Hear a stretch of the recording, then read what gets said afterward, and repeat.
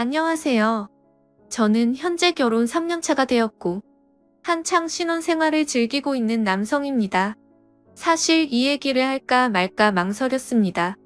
하지만 저 혼자만의 생각으로 되돌릴 수 없는 일을 저지른다면 나중에 너무 큰 후회가 되지 않을까 싶어서 글을 남기게 되었습니다. 이야기를 시작하기 앞서서 제 고민을 말씀드리면 저는 제 아내를 옆에 두고 있지만 계속해서 장모님이 생각나서 미칠 것 같습니다. 제 이야기를 읽어봐 주시고 어떻게 하는 게 현명할지 좋은 말씀 부탁드립니다. 저는 원래 가진 것 없는 흙수저 출신입니다. 그래서 돈에 관심이 굉장히 많았고 사업에 큰 뜻이 있었죠. 어릴 때는 공부도 썩 잘하지 못했고 할 줄 아는 거라고는 운동밖에 없었습니다. 그렇게 자라오다 보니 저는 자연스럽게 헬스 트레이너라는 직업이 생겼죠. 결국 저는 남들보다 열심히 살았습니다. 몇 년 동안을 열심히 돈을 모았고 결국에는 동네에 작은 헬스장을 차리게 되었죠. 참 작지만 나름대로는 의미가 깊은 곳이었습니다. 앞으로의 삶에 큰 기대도 주었고 지금의 아내도 그곳에서 만났으니깐요. 아무쪼록 처음에는 영업이 잘 된 덕분에 승승장구할 것만 같았습니다. 그래서 큰 걱정 없이 지금의 제 아내와 결혼까지 하게 되었죠. 하지만 생각처럼 삶이 묵묵지가 않더군요. 헬스장을 운영하다 보니 경영 악화로 인해서 회원들은 줄어들었고 결국에는 모아둔 돈은 바닥이 나서 빈털터리 신세로 결국 폐업을 하게 되었습니다. 정말 앞날이 깜깜했고 스트레스로 탈모까지 진행될 정도로 너무 많이 힘들었습니다. 그렇게 힘든 시기에 저희 부부에게 손을 내밀어준 분이 있었는데 그게 바로 장모님이었습니다. 그때는 일단 당장 저희가 살던 집을 정리해서 빚을 다 갚았고 당장 마땅히 갈 곳이 없어서 숙박업소에 전전긍긍하던 시절입니다.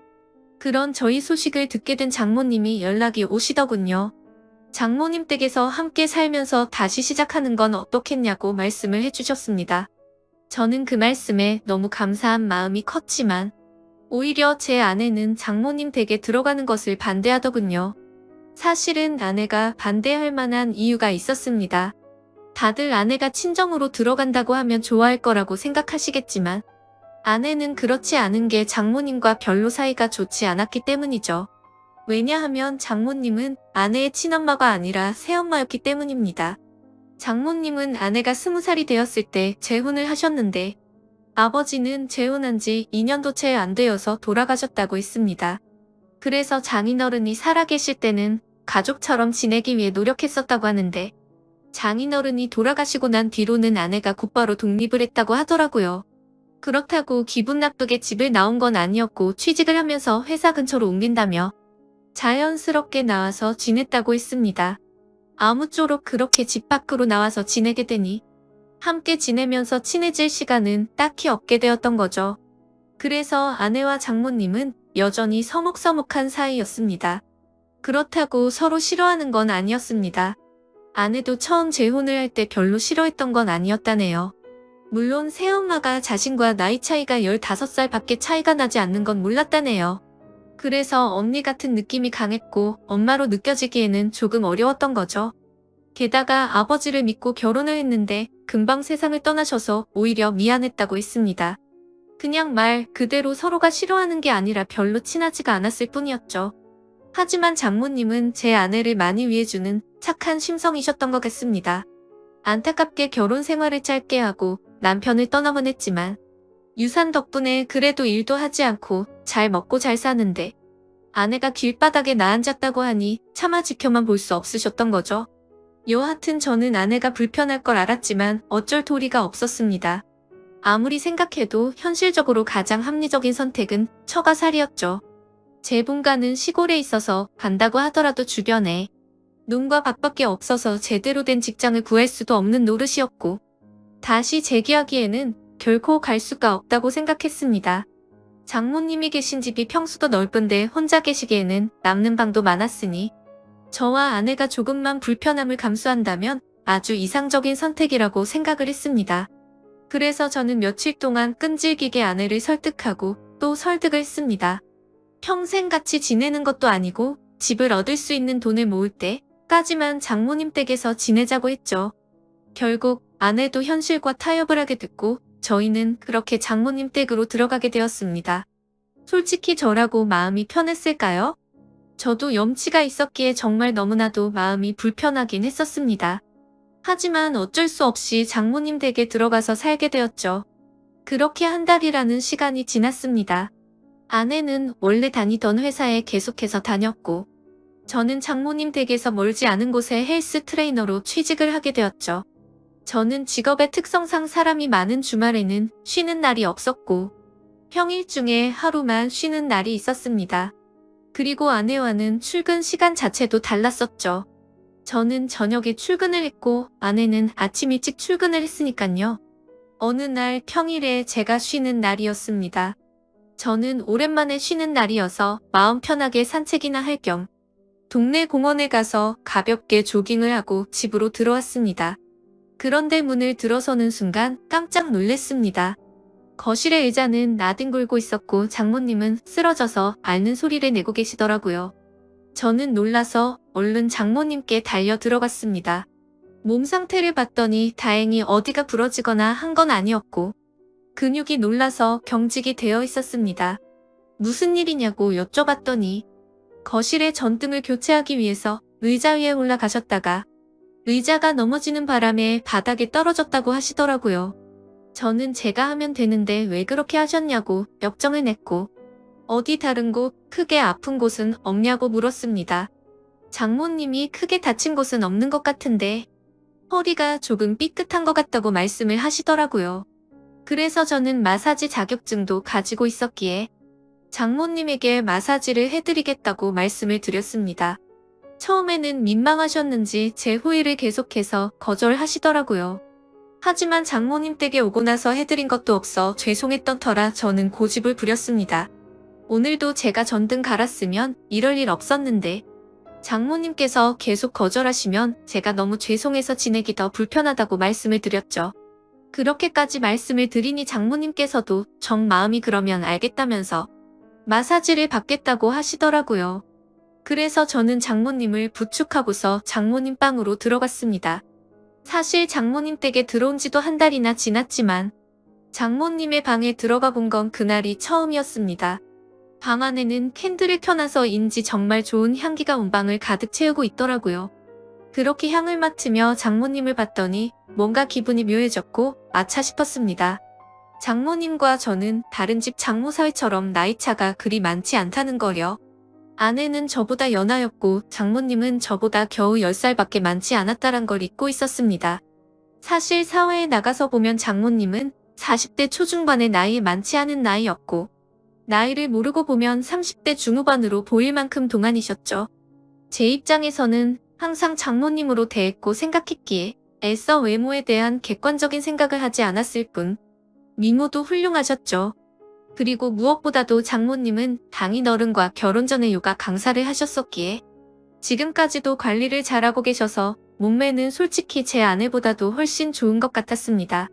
아무튼 저는 엎드려 있는 장모님을 보니까 순간 수많은 생각들이 스쳐 지나갔지만 정신을 차리고 마사지를 해드리기 시작했습니다. 한참 마사지를 해드리다 보니 아무 말 없이 조용히 계시던 장모님은 마사지를 왜 돈 주고 받는지 알겠다고 처음으로 말씀을 하시더군요. 그리고는 저에게 여기저기 아픈 곳을 알려주셨고 저는 허리뿐만이 아니라 평소에 불편하시다고 한 곳을 전체적으로 마사지를 해주었습니다. 오랜 시간 동안 마사지를 해드리면서 조용히 마사지만 했던 건 아니었고 자연스럽게 장모님과 저는 많은 이야기를 나누게 되었습니다. 사실 그동안 저는 염치 없이 처가 살이를 하는 입장이라 장모님께 함부로 말도 붙이지 못했고 약간은 내성적인 성격이신 장모님도 제게 그다지 말을 먼저 붙이지는 않으셨었죠. 그런데 마사지를 받으면서 한마디씩 하다 보니 점점 편해지셨는지 장모님은 평소에 볼 수 없었던 수다스러운 모습들도 보이셨고 소리내어 웃으시기까지 하더라고요. 저도 뭔가 장모님과 한층 더 가까워진 것 같아서 기분이 좋았고 오랜만에 즐겁게 수다를 떨다 보니 시간 가는 줄 모르고 계속 마사지를 해드렸습니다.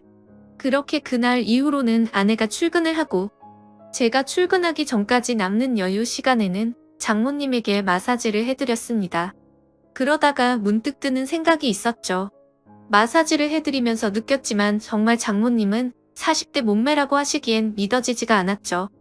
솔직히 눈 감고 마사지를 하면 20대라고 해도 믿을 정도였으니깐요. 하지만 감히 장모님에게 결코 그런 생각을 해서는 안 된다고 정신줄을 바로 잡고는 했습니다. 여하튼 거의 매일같이 장모님께 마사지를 해드리다 보니 장모님과 저는 급속도로 친해지게 되었죠. 그러다 보니 장모님은 평소와는 다른 모습들을 많이 보여주더라고요. 평소 장모님은 내성적이신 성격에 말도 없고 조용한 분이신 줄 알았는데 점점 말씀도 많아지셨고 장난도 많이 치시는 모습이 보이더군요. 나이와 맞지 않게 티 없이 맑은 그런 해맑은 성격이라고 느꼈습니다. 장모님은 최근에도 어떤 남자가 자기에게 연락처를 물었는데 거절했다는 이야기부터 시작해서 장인어른을 처음 만나게 되었던 이야기들과 갑작스럽게 떠나보내고 슬펐던 이야기들까지 제게 숨기는 거 없이 말씀을 해주시더군요. 그러다 한 번은 저에 대해서 말하는 것이었습니다.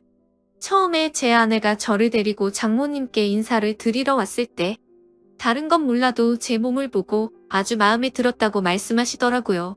제가 너무 듬직해 보였고 몸 좋은 사람들이 자기 관리를 잘하는 사람이라고 생각한다며 저의 첫인상을 정말 좋게 보셨다고 말씀을 해주시더라고요. 그러다 장모님은 저에게 짓궂은 농담을 던지셨습니다. 그런데 자신의 경험상 이렇게 몸 좋은 사람들 중에 밤에는 힘을 못 쓰는 사람이 허다해서 걱정이었는데 이틀 전에 그 걱정을 덜게 되셨다고 하더라고요. 저는 무슨 말인가 생각을 한참 하다가 깜짝 놀랐습니다. 이틀 전이라면 아내와 제가 이세를 갖기 위해서 사랑을 나눴던 날이었습니다. 그렇다면 저와 아내가 사랑을 나누는 소리를 장모님이 다 들으셨다는 건데 저는 민망하기도 하고 부끄럽기도 해서 아무 말도 못하고 있었죠. 그러자 장모님은 갑자기 웃으시면서 부부 사이에 당연한 일을 한 건데 그렇게 부끄러워하지 않아도 된다고 말씀을 하시더라고요. 그러시고는 제 아내가 부럽다고 말씀을 하셨습니다. 자신은 지금 혼자 지내게 된 지도 벌써 많은 시간이 지나다 보니 외롭다고 하시더군요. 그러다가 장모님은 갑자기 제 팔뚝을 어루만지시면서 이런 튼실한 팔뚝을 가진 남자가 곁에 있다는 건 정말 부러운 일이라고 말씀을 하셨죠. 그날 이후부터는 장모님의 장난스러운 스킨십은 계속되었습니다. 저도 기분이 썩 나쁘지는 않았죠. 솔직히 말해서 좋다고 생각도 했었습니다. 하지만 이러다가는 큰일이 벌어지겠다고 생각을 했고 장모님에게는 저의 근무 시간이 바뀌었다고 거짓말을 했습니다.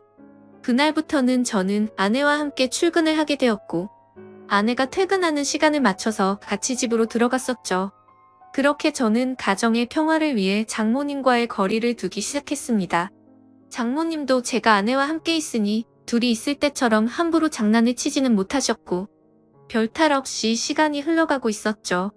그러다 며칠 뒤 저는 아침에 아내와 함께 출근을 하기 위해 집 밖으로 나왔고 마땅히 갈 곳이 없어서 집 근처 커피숍에서 휴대폰을 하면서 시간을 보내고 있었습니다.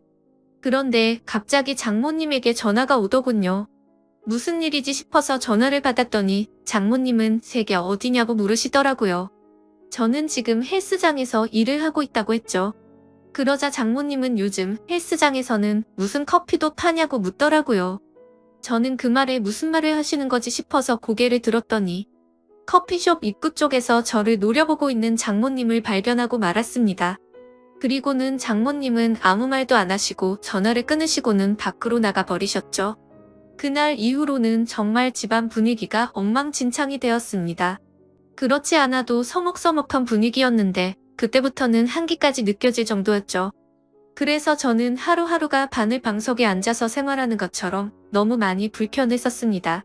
그렇게 불편한 나날을 보낸 지도 몇 주가 지나갔고 아내는 회사 워크숍이 있어서 1박 2일로 자리를 비운다고 하더군요. 저는 어색한 걸 너무 싫어하는 성격이라 솔직히 그때부터 너무 초조했고 미칠 것 같았습니다. 차라리 친구들을 만나서 밤새도록 술이나 먹고 들어올까부터 시작해서 여행이라도 다녀온다고 할까 등 수많은 여러 가지 생각을 했지만 아내가 자리를 비울 때 기회다 싶어서 같이 자리를 비우면 일을 더 악화시킬 것 같아서 차마 그런 방법을 선택할 수는 없겠더라고요. 그래서 저는 장모님과 이런 불편한 관계로 계속해서 지낼 수는 없는 노릇이었기에 결국 정면 돌파를 하기로 마음을 먹게 되었습니다. 저는 아내가 워크숍을 간 날 삼겹살과 소주 등 장모님께서 좋아할 만한 것들을 잔뜩 사들고서 집으로 들어갔습니다. 장모님의 방 문을 노크하면서 장모님께 그동안 죄송했다며 함께 먹자고 말씀을 드렸죠. 하지만 제게 많이 화가 나신 장모님은 대꾸도 하지 않으시더라고요. 그래서 저는 간곡히 계속해서 부탁을 드렸고 결국에는 장모님은 제 성화에 모시겨 식탁에 앉으셨습니다. 저는 열심히 고기를 구워서 쌈도 싸드렸고 장모님의 잔이 비지 않도록 소주도 계속 채우면서 허심탄회하게 이야기를 시작했습니다. 장모님께서는 장난이라고 제 몸을 계속 만지시는데 솔직히 저한테는 정말 부담스러운 일이었다고 했죠. 그러자 장모님은 그게 그렇게 싫어서 거짓말까지 하고 그랬냐고. 그냥 싫으면 싫다고 하지 그랬으면 굳이 안 했을 텐데 왜 이상한 사람을 만드냐고 화를 내셨습니다. 저는 또 화가 나신 장모님을 보면서 당황한 나머지 사실 싫어서 그랬던 건 아니었다고 했죠. 그런데 그 말을 하자마자 아차 싶었습니다. 장모님은 곧바로 싫은 게 아니면 뭐냐고 물으셨습니다. 이런 말씀드리기 그렇지만 사실 장모님께서 저를 만지실 때마다 좀 느낌이 이상했다고 했죠. 장모님은 그때부터 뭔가 표정이 달라지시더니 무슨 느낌이 이상하냐고 했습니다. 그래서 저도 술도 취했겠다. 그동안 억울했던 마음도 있었던 터라 생각 없이 말을 내뱉기 시작했습니다. 장모님처럼 젊으시고 예쁘신 분이 저를 만지시니까 당연히 이상한 생각이 들고 그랬다고. 저도 남자인데 아무렇지 않은 게 이상하지 않겠냐고 필터를 거치지 않고 마구 말을 했죠. 그 말을 하는 순간 분위기는 순식간에 얼어붙어 버렸고 그 대화를 마지막으로 장모님과 저는 그냥 연신 술만 마시기 시작했습니다. 그래서 저는 분위기를 만회하고자 장모님에게 시덥지 않은 농담을 던지기 시작했지만 분위기는 쉽사리 나아지지 않더라고요. 그렇게 술만 연신들이 붙다 보니 저도 모르게 정신이 왔다 갔다 할 만큼 술이 올라오기 시작했습니다. 근데 갑자기 장모님은 실수로 옷에 음료수를 쏟게 되셨고 옷을 갈아입고 오신다고 하더니 방으로 들어가셨습니다. 그래서 저는 혼자서 술을 계속 마시고 있었죠. 그렇게 몇 분이 지나서는 장모님 방의 문이 열려서 고개를 들었는데 저는 깜짝 놀라서 들고 있던 술잔을 놓쳐버릴 뻔했습니다. 장모님은 차마 입에 담지 못할 그런 복장으로 갈아입으시고는 저에게 다가와서 조용히 말했습니다. 나 지금 많이 취해서 기억이 하나도 안 날 것 같아. 너도 그렇지 않냐며 제게 묻더라고요. 저도 술에 취한 나머지 그렇다고 고개를 끄덕였습니다. 그랬더니 장모님은 갑자기 제게 다가오셔서는 우리 오늘은 기억에서 지우자 하고는 저를 끌어안았습니다. 장모님과 저는 그렇게 술에 취해서인지 무언가에 홀렸던 건지 결코 돌이킬 수 없는 실수를 저지르고 말았던 겁니다. 다음날 아침 숙취로 인해 두통을 겪으면서 일어났는데 순간 어제 있었던 일이 생각나면서 너무 두려웠죠. 저는 장모님이 깰까봐 조용히 밖으로 나와서 평상시처럼 식탁을 치우고 샤워를 했습니다. 제가 샤워를 하던 중에 장모님도 일어나셨는지 평상시와 다름없이 제가 먹을 아침을 차려주셨습니다. 그날부터 저와 장모님은 더 어색한 사이가 되었습니다. 마주칠까봐 서로가 서로를 피하는 듯한 느낌이었죠. 그렇게 며칠이 지나게 되었고 장모님은 따로 아내를 부르더니 통장을 하나 건네주었습니다. 좋은 집은 아니어도 오피스텔 보증금 정도는 될 것 같다면서 줬다고 하더군요. 그렇게 그날 이후로 저와 아내는 장모님 댁에서 나오게 되었고 새로운 오피스텔을 얻어서 지내고 있습니다. 그로부터 벌써 한 달이라는 시간이 지났습니다. 정말 그날 일은 잊으려고 무던히도 애써봤고 사실 금방 잊혀질 거라고 생각했습니다. 그런데 제가 정말 미쳐버린 건지 그날 있었던 일이 너무 생생하고 그립다고나 할까요? 정말 제가 이래서는 안 되는데 제 아내를 옆에 두고서 저는 장모님이 계속해서 생각나서 미쳐버릴 것 같습니다. 차마 이런 생각을 하는 것조차 욕을 먹어 마땅한 그런 일인 걸 잘 알지만 사람 마음이라는 게 수학 공식처럼 답이 정해져 있는 게 아니잖아요. 장모님의 얼굴을 한 번 더 보고 나면 제 마음이 착각을 했구나 생각할 수도 있을 것 같은데 용기를 내서 장모님에게 연락을 하는 게 맞을지 어떻게 해야 할지를 잘 모르겠네요. 다른 분들이라면 어떻게 하실 것 같으신가요? 그냥 얼굴만 보는 건데 크게 문제가 되진 않을 것 같고 연락을 해보는 게 맞을까요? 아니면 지금처럼 계속 참아가면서 살아가는 게 맞을까요? 부디 현실적인 답변 부탁드리겠습니다. 감사합니다.